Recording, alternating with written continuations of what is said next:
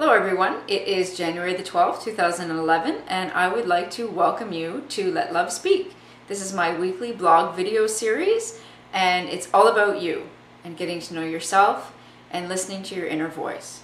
Today I want to talk to you about coping mechanisms. They're mechanisms that we use to deal with stressful situations in our lives, and there are a number of different coping mechanisms that people can use. Some are healthy, some are not healthy.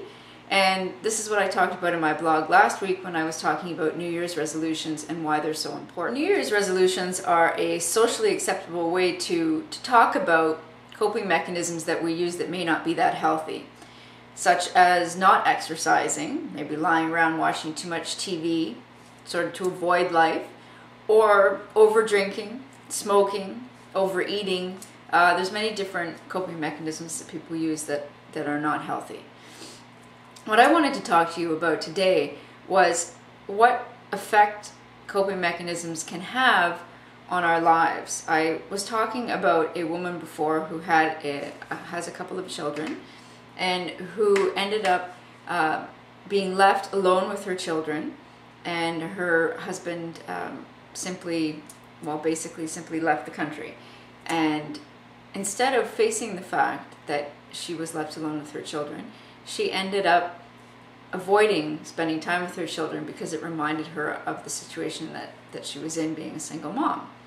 And what would happen if she continued to do this for 10 years, for instance? If after 10 years she still wasn't spending any time with her children regularly, what would her 6-year-old, who would now be 16, have evolved into? How would that child have changed? How would that child feel after 10 years of really being neglected physically and emotionally? That 16-year-old might act out, might get into unhealthy behaviors, coping behaviors such as drinking, smoking, going out and partying with their friends, not being responsible, not doing their homework, things that set them up for failure and set them up for a pretty difficult life. What would her relationship look like with that child after 10 years if she didn't admit to herself that she was causing the rebellious behavior in her teenager by not being present and not being available for that teenager? My point in this is not to lay blame on, her name is Joyce or anybody else in this particular circumstance, but the whole point behind what I'm talking about is the fact that avoiding your feelings not only affects you, it affects everybody around you as well. And it's a very unhealthy way to be. Avoiding yourself is one of the most unhealthy coping mechanisms that exist out there. So my point in this conversation is to encourage you to spend time listening to your feelings when they come up. I know this isn't always easy because feelings can be very painful and we don't want to face them.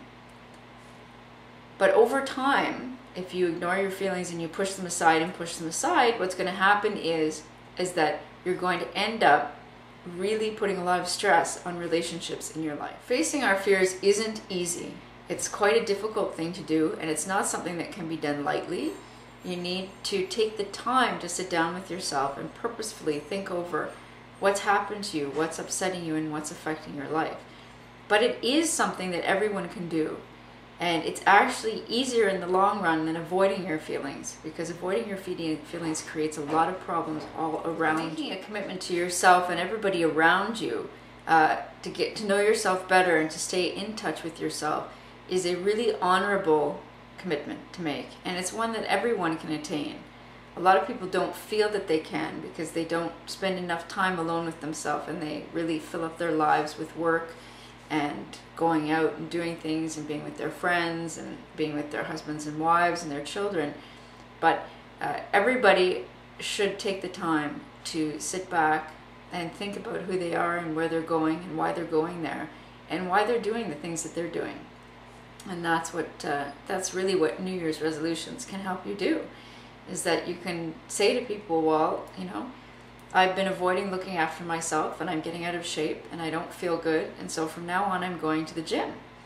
And going to the gym works off a lot of stress, and looking after yourself works off a lot of stress too. And it's a great example to everyone in your life, your friends, your family, your children, that looking after yourself is an important part of being a responsible individual.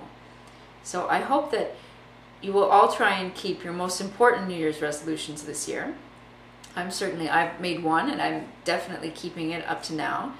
I've made a promise to myself, and I think that that's really important, and I've talked to my husband about it, and he's supporting me in it too. So it's a decision that I've made that is important to me, and therefore I'm spending a lot of time making sure that I keep my promise to myself, because I know I'd be disappointed if I didn't. So I encourage all of you to do the same. Pick one or two things that you would really like to do this year for yourself and ultimately for everyone around you. And stop making excuses and stop avoiding doing it, and just do it.